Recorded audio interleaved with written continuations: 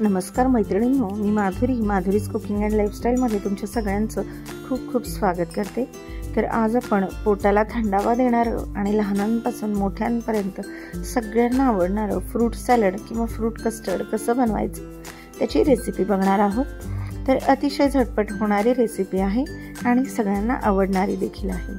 चला तर मग जास्ती वेळ न घालता मस्त क्रीमी आणि दाटसर असं फ्रूट कस्टर्ड बनवायला सुरुवात करूया।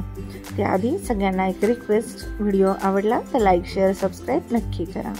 तर ह्यासाठी मी 1 लिटर फुल क्रीम दूध घेतलेलं आहे। ते छान असं उकळून घ्यायचं आहे, पण त्याआधी पातेल्यामध्ये अर्धा कप पाणी घालून घ्यायचं आहे। त्यामुळे काय होतं, दूध बेसला चिटकत नाही आणि करपत देखील नाही। याला थोडंसं असं ढवळत राहायचं जेणेकरून ते उतू जाणार नाही। आता साधारणपणे एका वाटीमध्ये 4 चमचे कस्टर्ड घेतलेला आहे आणि त्यामध्ये थोडंसं दूध घालून याची आपण स्लरी बनवून घेणार आहोत। तर 1 लिटर दुधासाठी साधारणपणे मी 4 चमचे कस्टर्ड पावडर घेतलेला आहे। आपला पोहे खायचा चमचा मी यासाठी वापरलेला आहे। तर यासाठी आपण थंड दुधाचा वापर केलेला आहे, ज्यामुळे काय होतं, ह्याच्या अजिबात गुठळ्या होत नाही। तुम्ही जर गरम दुधाचा वापर केला तर यामध्ये गुठळ्या होऊ शकतात। तर चमच्याच्या साहाय्याने हे व्यवस्थित छान मिक्स करून आपण याची स्लरी म्हणजे पेस्ट बनवून घेतलेली आहे।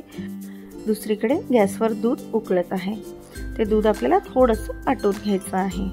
आता हे छान असं मिक्स करून घ्यायचं आहे। तुम्ही बघू शकता ह्यामध्ये कुठेही अजिबात गुठळ्या राहिलेल्या नाही आहेत। तर हे कस्टर्ड लहानांपासून मोठ्यांपर्यंत आवडतं, शिवाय हेल्दीही आहे। आणि असं मुलं फ्रूट्स खायला खूप कंटाळा करतात, तर कस्टर्डमध्ये जर तुम्ही फ्रूट्स घालून दिले तर मुलं आवडीने खातात। आता तुम्ही बघू शकता दूध बऱ्यापैकी गरम झालेलं आहे। आता जेव्हा याला उकळी येईल तेव्हा ही स्लरी यामध्ये आपण ॲड करणार आहोत। कस्टर्ड बनवण्यासाठी शक्यतोवर फुल क्रीम दुधाचाच वापर करायचा, ह्यामुळे कस्टर्ड क्रीमी आणि दाटसर व्हायला मदत होते। आता गॅसची फ्लेम मी मध्यम केलेली आहे। हे परत एकदा छान असं मिक्स करून घ्यायचं आहे। ह्याला अधूनमधून चमच्याच्या साहाय्याने हलवत राहायचं आहे। तुम्ही बघू शकता ह्याला हळूहळू उकळी यायला सुरुवात झाली। आता ह्यामध्ये मी साधारणपणे अर्धी वाटी साखर घालून घेतलेली आहे। गोड तुमच्या आवडीप्रमाणे तुम्ही कमी जास्त करू शकता। आता साखर घातल्यानंतर चमच्याच्या साहाय्याने थोडं ढवळून साखर मिक्स करून घ्यायची आहे। गॅसची फ्लेम कमी करायची, म्हणजे मंद आचेवर साखर वितळायला मदत होते। आता आपण जी स्लरी करून घेतलेली आहे ती ह्यामध्ये ॲड करायची आणि चमच्याच्या साहाय्याने याला कंटिन्यू असं ढवळत राहायचं, जेणेकरून ह्या कस्टर्डच्या गुठळ्या होणार नाहीत। गॅसची फ्लेम थोडीशी मोठी केली तरी देखील चालेल। आता हे छान असं दुधामध्ये शिजवून घ्यायचं आहे, नाहीतर याच्या गुठळ्या होतात। आणि 1 लिटरसाठी 4 चमचे कस्टर्ड पावडर हे एकदम परफेक्ट प्रमाण आहे। आता सारखा चमचा असा चालवत राहायचा, म्हणजे सारखंच ढवळत राहायचं आहे। तुम्ही बघू शकता या दुधामध्ये एकही गुठळी झालेली दिसत नाही। तर ह्या पद्धतीने हे सगळं असं छान मिक्स करून घ्यायचं आहे। दुधाला बऱ्यापैकी दाटसरपणा आलेला आहे। आता याला उकळी येईपर्यंत हे असंच आपण ढवळत राहणार आहोत। तर बऱ्यापैकी दाटसरपणा यायला देखील सुरुवात झालेली आहे। मी इथे व्हॅनिला फ्लेवरचं कस्टर्ड पावडर वापरलेलं आहे।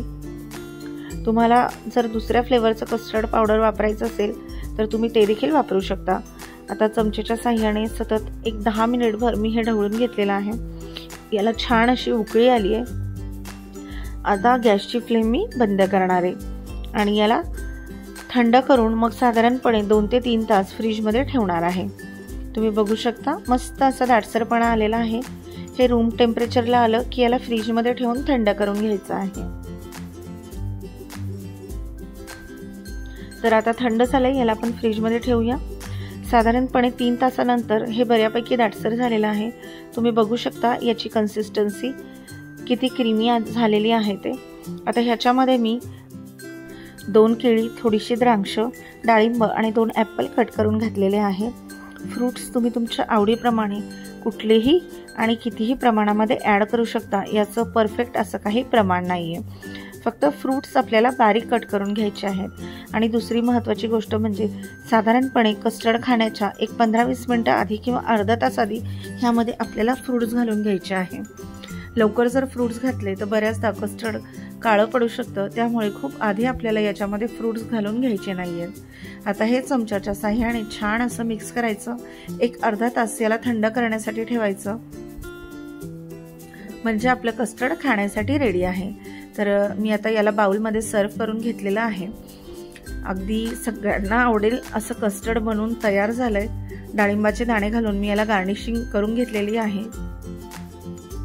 तर मैत्रिणींनो, हे छान असं क्रीमी कस्टर्ड तुम्हाला कसं वाटलं हे कमेंट करून सांगायला विसरू नका।